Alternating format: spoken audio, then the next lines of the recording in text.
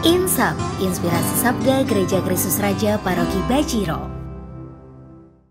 Para Bapak Ibu, Saudara-saudari, para pecinta Sabda yang dicintai Tuhan, salam jumpa. Marilah kita menghadap Tuhan untuk menanggapi dan merenungkan Sabda Tuhan untuk hari ini, hari Rabu, tanggal 15 Desember 2021. Kita balik dengan membuat tanda salib dalam nama Bapa dan Putra dan Roh Kudus. Amin. Sabda Tuhan untuk hari ini dari Injil Santo Lukas bab 7 ayat 18 sampai dengan 23. Yesus dan Yohanes Pembaptis. Ketika Yohanes mendapat kabar tentang segala peristiwa itu dari murid-muridnya, ia memanggil 2 orang dari antaranya dan menyuruh mereka bertanya kepada Tuhan, "Engkaukah yang akan datang itu, atau haruskah kami menantikan seorang lain?" Ketika kedua orang itu sampai kepada Yesus, mereka berkata, "Yohanes Pembaptis menyuruh kami bertanya kepadamu, engkaukah yang akan datang itu, ataukah haruskah kami menantikan seorang lain?" Pada saat itu, Yesus menyembuhkan banyak orang dari segala penyakit dan penderitaan, dan dari roh-roh jahat, dan ia mengaruniakan penglihatan kepada banyak orang buta. Dan Yesus menjawab mereka, "Pergilah dan katakanlah kepada Yohanes apa yang kamu lihat dan kamu dengar. Orang buta melihat,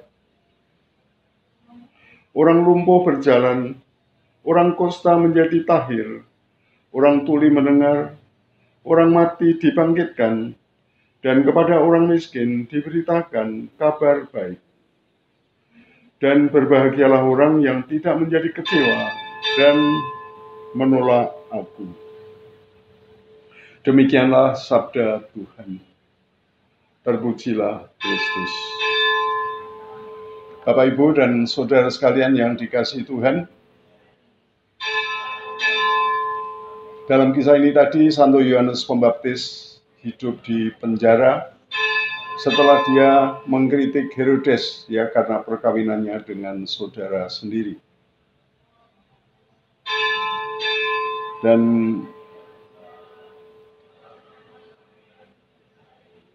kita bayangkan hidup di penjara pasti tidak nyaman.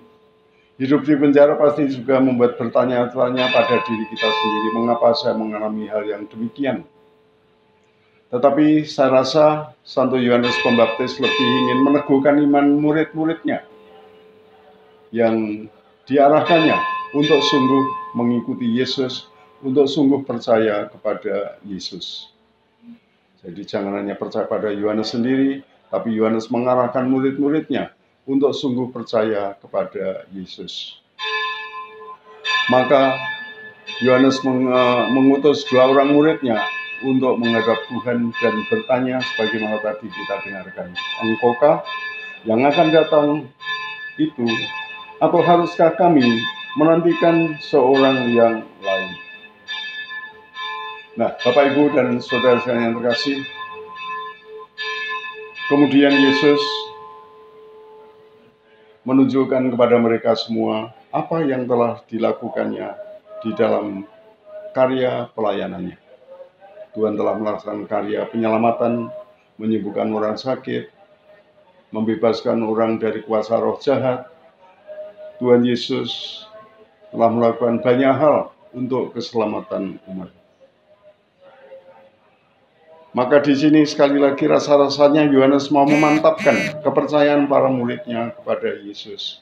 Yang penting adalah sungguh percaya kepada Yesus.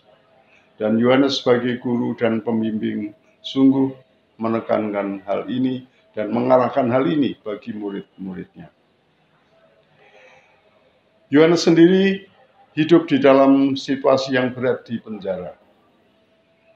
Namun ia tetap percaya kepada Yesus. Bersama Yohanes, kita umat beriman juga diajak untuk semakin teguh di dalam iman.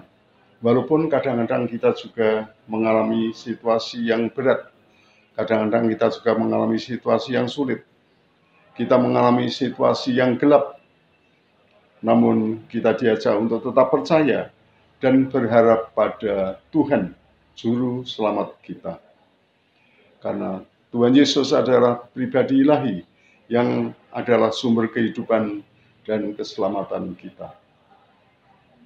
Maka Tuhan juga mengharapkan dalam situasi apapun, semoga kita jangan kehilangan harapan. Berbahagialah orang yang tidak menjadi kecewa dan menolak aku. Ya, walaupun kita mengalami hal yang berat dan sulit, tetapi jangan sampai kita menjadi kecewa di dalam iman. Berbahagialah orang yang tidak menjadi kecewa dan menolak aku. Ya, marilah kita senantiasa berharap dan percaya kepada Tuhan penyelamat kita dalam situasi apapun juga, terutama di dalam situasi berat dan sulit. Semoga Tuhan senantiasa memberi kekuatan kepada kita semua dan meneguhkan pengharapan kita. Tuhan bersamamu dan bersama rohmu. Diberkatilah saudara-saudari, keluarga, karya-karya dan usaha-usaha Anda, Bapa dan Putra dan Roh Kudus. Amin. Terima kasih Bapak Ibu sekalian, selamat berkarya dan Tuhan memberkati.